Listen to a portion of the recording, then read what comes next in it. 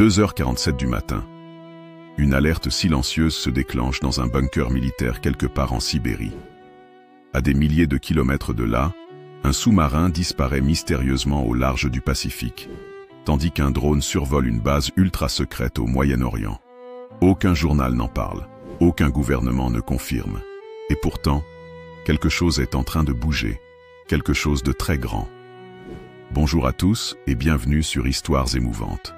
Aujourd'hui, vous allez plonger dans une enquête bouleversante et glaçante, un récit entre réalité géopolitique, stratégie de l'ombre, technologie furtive et pacte secret. Car une question hante désormais les couloirs du pouvoir, les analystes militaires et même certains chefs d'État. Une troisième guerre mondiale se prépare-t-elle? En silence. Si vous pensiez que le monde était en paix, détrompez-vous. Ce que vous allez découvrir au cours de cette vidéo pourrait changer votre regard sur l'actualité, sur l'histoire et peut-être même sur votre avenir. Des documents classifiés, des opérations secrètes, des alliances imprévues. Tous les indices sont là. Il ne manque qu'un détail pour que tout explose. Ce récit haletant sera très intense. Et si vous restez jusqu'à la fin, vous découvrirez une information que peu de gens sur cette planète connaissent vraiment et qui pourrait expliquer pourquoi certaines puissances agissent dans l'ombre depuis des années. Alors installez-vous confortablement, mettez vos écouteurs, montez le son et surtout, abonnez-vous à la chaîne Histoires émouvantes, car ici, vous n'entendrez jamais les récits comme ailleurs. N'oubliez pas de liker cette vidéo si elle vous intrigue dès maintenant, car ce qui va suivre est bien plus qu'une simple hypothèse. Les grandes guerres ne commencent jamais avec des bombes. Elles commencent par des murmures, par des gestes invisibles, par des silences qui en disent long. Dans les livres d'histoire, on nous apprend que la Première Guerre mondiale a commencé avec l'assassinat de l'archiduc François Ferdinand, que la seconde a été déclenchée par l'invasion de la Pologne par l'Allemagne nazie. Mais ces récits, bien qu'exacts, simplifient une réalité bien plus complexe. Chaque guerre mondiale a été le résultat de tensions accumulées, de pactes secrets, d'erreurs diplomatiques, de manipulations de masse. Aujourd'hui, 80 ans après Hiroshima, le monde a profondément changé. Et pourtant, des signes familiers réapparaissent. Des signes que nos ancêtres ont peut-être ignorés. Des signes qui, cette fois, se cachent derrière des écrans, des algorithmes, des cyberattaques et des discours codés. Depuis la fin de la guerre froide en 1991, on a voulu croire à un monde unipolaire dominé par les États-Unis. Mais cet équilibre apparent s'est lentement fissuré. Voici ce que les médias ne vous disent pas. Depuis 2010, un nouveau système se dessine. Le multibloc. Le bloc USA-OTAN. Affaibli, mais toujours influent. Le bloc eurasiatique, dominé par la Russie, la Chine et leurs alliés silencieux. Le bloc sud mondial, composé d'États africains, d'Amérique latine, du Golfe et d'Asie du Sud, oscillant entre indépendance stratégique et allégeance fluctuante. Chacun de ces blocs développe aujourd'hui sa propre vision du futur. Et ce qui est fascinant, c'est qu'ils ne croient plus à la paix durable. Dans une réunion confidentielle de l'Organisation de coopération de Shanghai, OCS, un conseiller militaire chinois aurait déclaré en 2022 « La paix mondiale est une anomalie statistique. Elle ne peut durer ». Depuis 2015, plusieurs déplacements militaires ont attiré l'attention des analystes. La création par la Chine d'îles artificielles militaires en mer de Chine méridionale, équipées de missiles solaires. L'installation de bases russes en Afrique, notamment au Mali, en Centrafrique et au Soudan.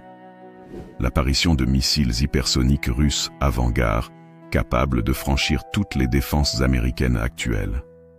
Les tests de drones d'attaque autonomes en Ukraine, en Syrie et au Yémen, qui n'obéissent plus à des pilotes humains.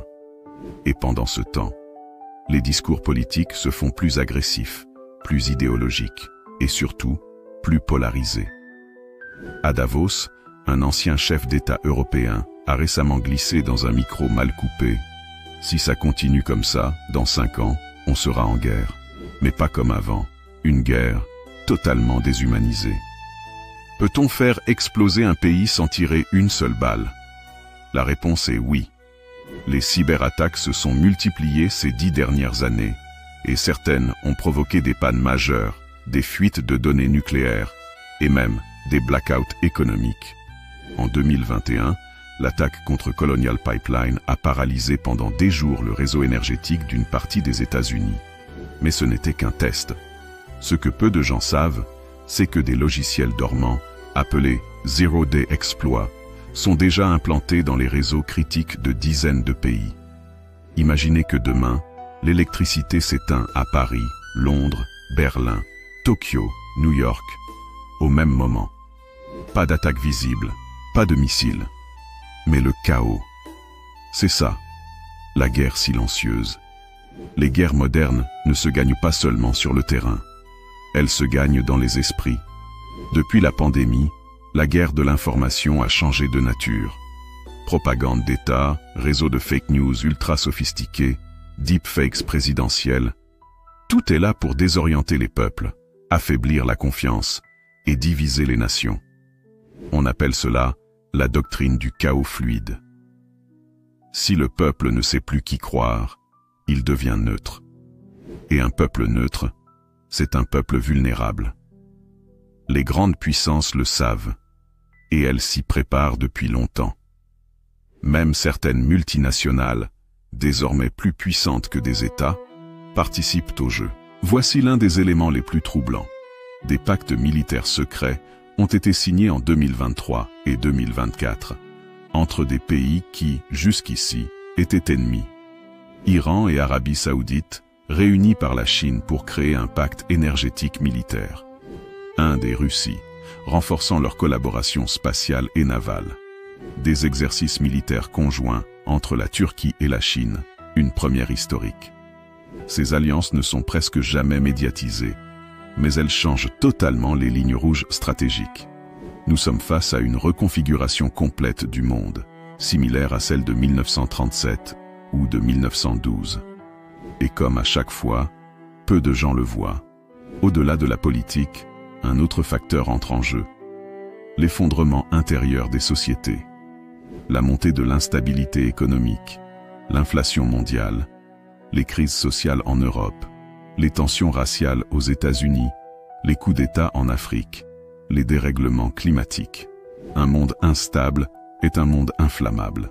Ajoutez à cela l'émergence de l'IA militaire, les satellites tueurs, les micro-drones kamikazes, les biotech à double usage, et vous obtenez un baril de poudre prêt à exploser. En avril 2025, dans un lieu tenu secret, des représentants de 5 puissances se sont réunis à huis clos. Pas à l'ONU, pas à Bruxelles, pas à Moscou. Selon une source classifiée, le sujet de la réunion n'était pas « comment éviter la guerre », mais comment la rendre gagnable. Il n'y a pas besoin de déclarer une guerre pour la commencer. Il suffit d'être le seul à savoir qu'elle a déjà commencé. Un jour, un analyste du Pentagone a dit « La prochaine grande guerre ne se fera pas avec des chars, mais avec des lignes de code, des virus biologiques, des attaques ciblées dans le noir et des soldats que personne ne verra jamais. » Depuis les années 2010, un nouveau champ de bataille est né. Invisible, mobile, instable. Cette guerre n'a pas de front, pas de tranchées, pas de déclaration officielle. Et pourtant, elle fait déjà des victimes. Dans une base secrète en Arizona, un nouveau type de soldat est en formation. Ils ne portent pas d'uniforme. Ils n'ont pas de rang militaire. Ils n'appartiennent à aucun État. Ils sont ce qu'on appelle les acteurs hybrides. Agents privés, hackers, scientifiques militaires, mercenaires, IA de combat, drones tueurs autonomes, tous réunis dans une doctrine ultra secrète appelée zone grise. La zone grise, c'est l'espace entre la guerre ouverte et la paix. Une guerre permanente, déguisée en opération civile, incidents diplomatiques ou erreurs humaines. Nous n'avons plus besoin d'armes atomiques, nous avons l'ambiguïté. Rapport classifié OTAN, 2022. Dans le désert du Xinjiang, en Chine, il y a une vallée. Elle ne figure sur aucune carte. Mais selon les satellites, elle contient des pistes d'atterrissage souterraines, des bunkers blindés, des silos à missiles furtifs, des centres de commande IA, On l'appelle base Z3. Son existence n'a jamais été reconnue par Pékin, mais elle n'est pas seule. En Amazonie brésilienne, un autre complexe construit par des entrepreneurs privés sert d'antenne de surveillance hémisphérique. En Sibérie, un champ de toundra camoufle un laboratoire biologique que certains appellent le petit Tchernobyl. En Afrique, des compagnies de sécurité privées aux logos opaques remplacent petit à petit les armées régulières. Toutes ces installations forment un réseau souterrain mondial, hors du regard des citoyens et même de nombreux gouvernements. Là où les armées sont surveillées, les milices privées prennent le relais. Voici quelques noms dont vous n'avez probablement jamais entendu parler, mais qui façonnent déjà l'avenir. Black Sigma, USA, UK, Panama. Red Sun Security, Chine, Pakistan. Spearpoint, Israël, Inde, Émirats.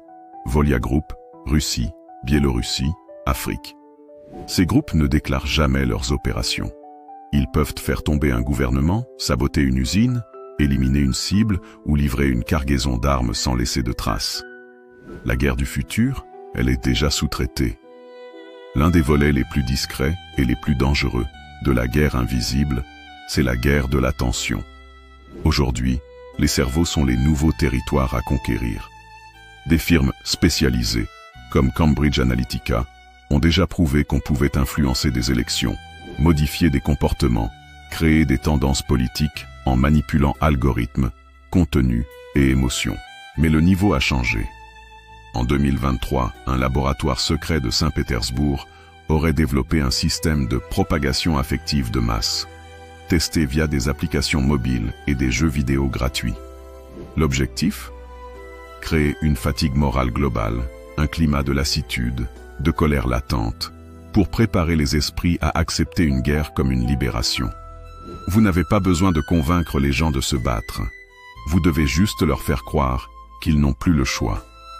Le Pentagone, le ministère russe de la Défense et certains centres de recherche israéliens, iraniens et chinois développent en ce moment ce qu'on appelle des projets noirs. Armes biologiques ciblant un profil génétique spécifique. Missiles invisibles au radar et traçables uniquement par IA. Drones de reconnaissance autonome déguisés en oiseaux. Troupes d'intervention hybrides intégrant exosquelettes, stimulation neurologique et liaison directe cerveau-machine. Satellites tueurs capables de désactiver les réseaux GPS ennemis. Ces projets sont hors budget officiel, hors contrôle parlementaire, hors traité international. Si la guerre est inévitable, mieux vaut qu'elle soit inégale. Conférence militaire confidentielle 2024. Dans chaque guerre, il y a un événement déclencheur. Mais cette fois, il pourrait être impossible à identifier. Et si ce déclencheur n'était pas un attentat spectaculaire, mais un effondrement boursier artificiel, une crise alimentaire orchestrée par sabotage logistique, une IA défectueuse déclenchant une réponse automatique, une panne de communication mondiale, une opération false flag dans l'espace. Le vrai génie, c'est de déclencher une guerre sans qu'on sache qui l'a commencé. Voici une information qui pourrait tout changer. En janvier 2025, un satellite espion français a capté une série de signaux codés provenant de plusieurs stations scientifiques en Antarctique. Ces signaux ne sont associés à aucune nation connue. Ils suivent un schéma cryptographique militaire complexe. Ils contiennent des coordonnées, des codes temporels et des séquences biologiques. Hypothèse. Quelqu'un ou quelque chose installe une infrastructure de guerre dans le seul continent non militarisé par traité. L'ONU n'a jamais commenté cette affaire. Mais les services de renseignement, eux, ont doublé leurs satellites dans l'hémisphère sud.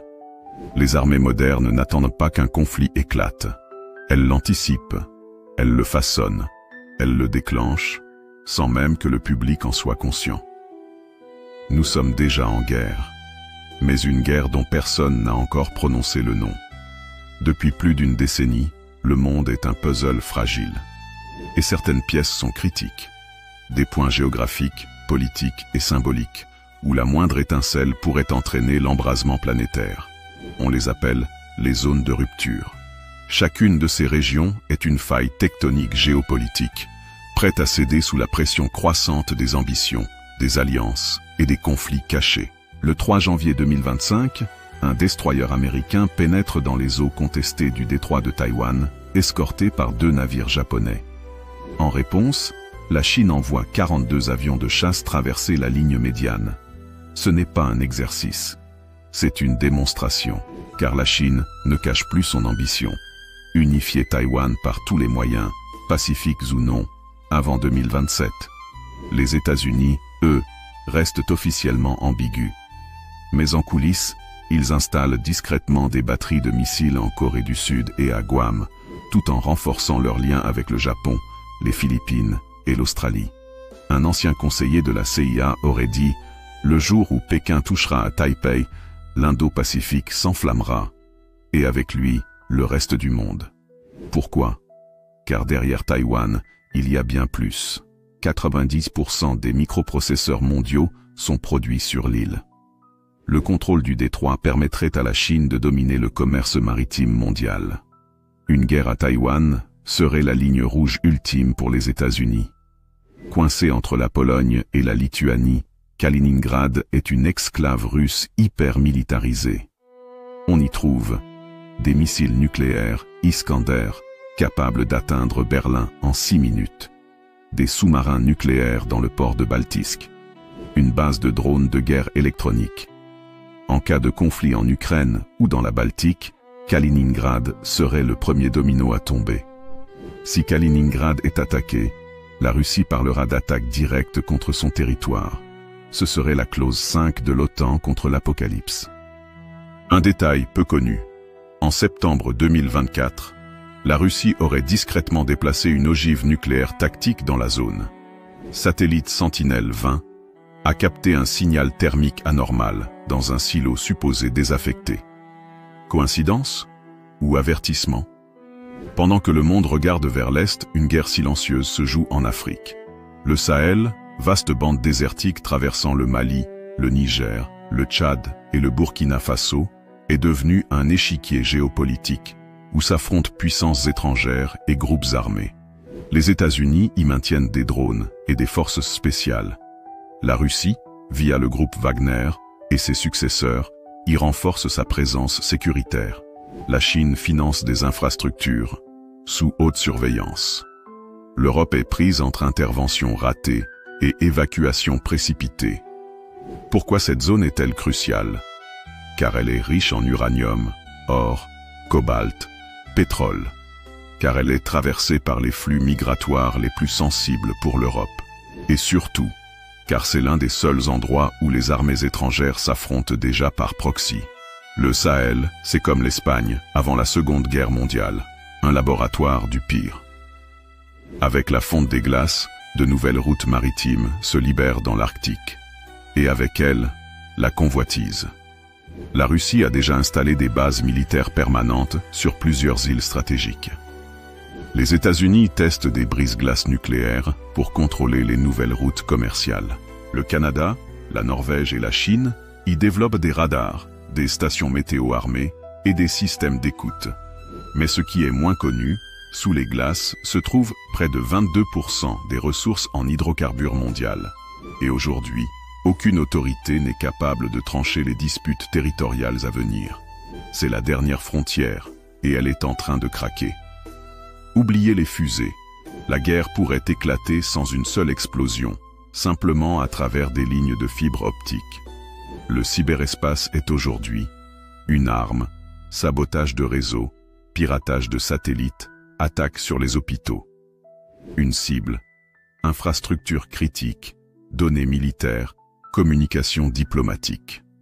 Un champ de bataille autonome où des IA offensives affrontent déjà des IA défensives.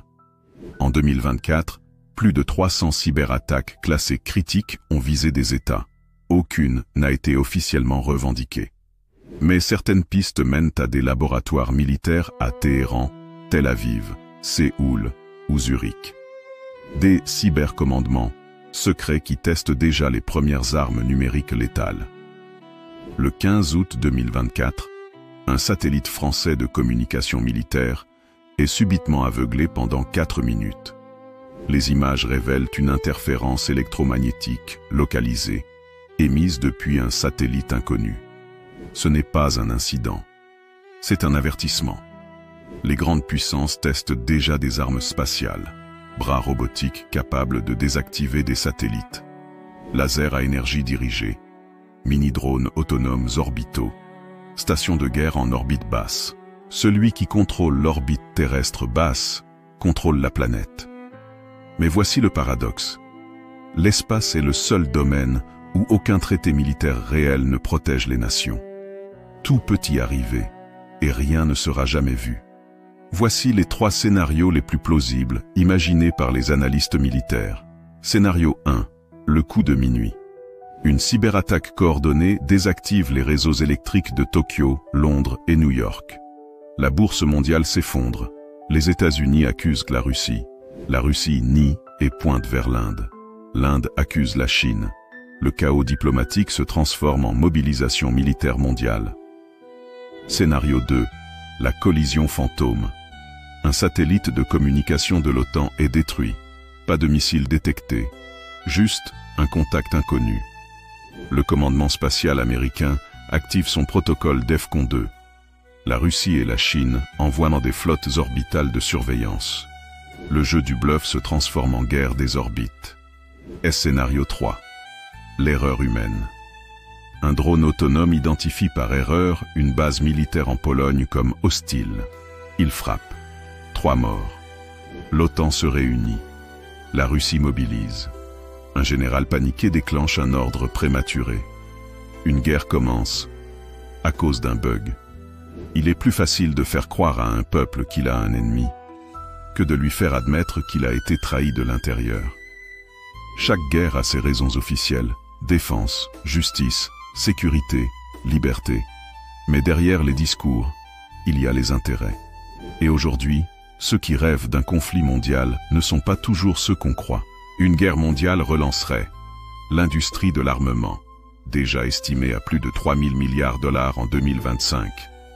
Les économies moribondes, en forçant les États à s'endetter massivement pour produire, reconstruire, s'armer. Les régimes autoritaires, qui gagneraient en pouvoir sous couvert de lois martiales. Les multinationales, qui récupéreraient marchés, contrats de reconstruction, matières premières. Une 3e guerre mondiale serait pour certains le chaos, pour d'autres une opportunité. Jadis, on parlait du complexe militaro-industriel. Aujourd'hui, une nouvelle alliance plus puissante a émergé. Le complexe militaro-numérique. Il unit les géants du numérique. Google, Amazon, Palantir, Huawei, Tencent. Les fabricants d'armes, Lockheed Martin, Raytheon, Northrop Grumman, Dassault. Les agences de renseignement, NSA, GRU, MSS, Mossad. Les startups en IA et cybersécurité. Ensemble, ils développent une vision du monde où la sécurité justifie le contrôle, où la guerre justifie la surveillance, et où l'ennemi justifie les budgets infinis. Nous ne vendons pas la guerre, nous vendons la nécessité d'y être prêt. Mais dans les couloirs confidentiels, certains parlent d'un projet nommé Reset. Selon des fuites issues d'un rapport classifié de la Rand Corporation et du Forum de sécurité de Munich, le projet Reset serait un scénario global de restructuration post-chaos. Objectif: créer un nouvel ordre mondial à la suite d'un conflit global contrôlé avec une monnaie numérique mondiale, un gouvernement de crise transnationale, l'unification de la surveillance globale via IA, la réinitialisation des dettes souveraines. Ce n'est pas une fiction. En 2021 déjà, Klaus Schwab, fondateur du Forum économique mondial, déclarait « La pandémie de Covid-19 est une opportunité pour le grand reset. Une guerre pourrait l'accélérer encore plus. » Aujourd'hui, certains stratèges murmurent que le vrai objectif d'un futur conflit ne serait pas la conquête territoriale, mais la refonte du système global. Durant les 2 dernières années, plusieurs rencontres ultra-confidentielles ont eu lieu, loin des médias. En Islande, entre des financiers internationaux, des généraux à la retraite et des experts en IA militaire. À Dubaï, dans une île artificielle inaccessible sans code satellite. À Zurich, dans un ancien bunker de la Seconde Guerre mondiale, transformé en centre stratégique. Ces réunions ont un but, simuler le scénario de la guerre mondiale pour déterminer qui en sortira gagnant. Parmi les noms évoqués dans les rapports confidentiels, Bilderberg Group, le Conseil Atlantique Silicon War Consortium, SWC, Arcadia Society. Personne ne peut confirmer leur lien direct avec la préparation d'un conflit. Mais leurs membres détiennent les leviers clés de l'économie, de la technologie et de l'information mondiale. Ceux qui planifient la guerre ne seront jamais ceux qui la feront. Vous souvenez-vous du projet Seed Vault au Svalbard? Ce coffre-fort qui conserve les graines essentielles de l'humanité. Ce n'est pas le seul. Depuis 2015, des milliardaires, des chefs d'État et des entreprises de haute technologie ont discrètement acheté ou construit des bunkers de luxe, principalement en Nouvelle-Zélande, en Islande, en Patagonie, dans le Montana, en Norvège. Ils sont équipés de systèmes de filtration nucléaire, fermes agricoles souterraines, serveurs IA autonomes, armes de défense interne. Pourquoi une telle préparation si personne ne s'attend à une guerre? Ils ne cherchent pas à survivre à la guerre. Ils cherchent à survivre à l'après-guerre. Un général français a déclaré anonymement à un journaliste « La guerre est prévue. Ce qui n'est pas prévu, c'est l'opinion publique. » Car aujourd'hui, ceux qui parlent de guerre mondiale en préparation sont étiquetés comme alarmistes ou conspirationnistes. Mais regardez bien, Edward Snowden a révélé l'espionnage mondial précurseur des opérations de guerre cognitive. Julian Assange, enfermé et réduit au silence, a dévoilé les liens entre guerre, diplomatie et mensonges d'État. Des analystes de l'armée américaine, russe et israélienne ont disparu mystérieusement après avoir publié des scénarios d'escalade. Et ce n'est pas tout. Des journalistes d'investigation spécialisés dans la défense ont été surveillés, intimidés ou poussés à l'exil. Quand ceux qui avertissent sont punis, ceux qui déclenchent deviennent des héros.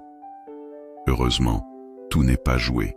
Dans l'ombre, certains se battent pour éviter la catastrophe. Des anciens officiers de l'ONU qui divulguent des documents confidentiels.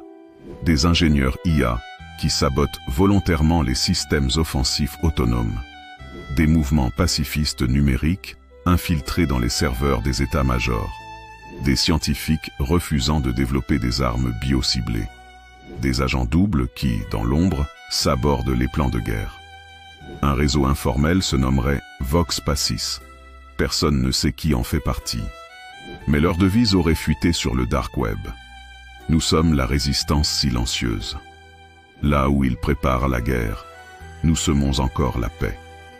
Et si tout ce que vous venez d'entendre n'était pas une fiction futuriste, mais un présent camouflé? Car après tout, des troupes sont déjà en mouvement. Des satellites sont déjà désactivés. Des conflits par procuration ont déjà lieu sur 3 continents. Des budgets de guerre sont déjà adoptés dans 12 pays. Et surtout, des peuples sont déjà conditionnés à accepter l'inacceptable. La Troisième Guerre mondiale ne commencera pas comme les précédentes. Elle ne sera pas annoncée à la radio. Elle ne sera pas déclarée à l'ONU. Elle commencera dans votre inconscient, dans votre téléphone, dans vos émotions, dans vos certitudes. Et peut-être qu'elle est déjà là. Si vous êtes arrivé jusqu'ici, c'est que vous avez l'âme d'un veilleur, d'un esprit libre qui refuse de détourner les yeux quand le monde tremble. Merci. Merci du fond du cœur d'avoir suivi ce voyage intense, profond et parfois troublant jusqu'au bout. Ce n'était pas simplement une vidéo. C'était un appel à la conscience, un rappel que l'histoire n'est jamais figée, qu'elle s'écrit à chaque instant, et que nous en sommes tous les acteurs. Peut-être que ce récit vous a fait peur, peut-être qu'il vous a bouleversé, intrigué ou réveillé. Mais une chose est certaine, il n'a pas été créé pour diviser, ni pour accuser, mais pour comprendre. Comprendre les tensions, les enjeux, les vérités cachées, et surtout, les choix que nous avons encore à faire. Car tant qu'il y a des voix pour raconter, tant qu'il y a des esprits pour penser, tant qu'il y a des cœurs pour espérer, la paix a encore une chance. Un immense merci à vous, chers abonnés fidèles, et à tous ceux qui ont découvert histoires émouvantes à travers ce récit.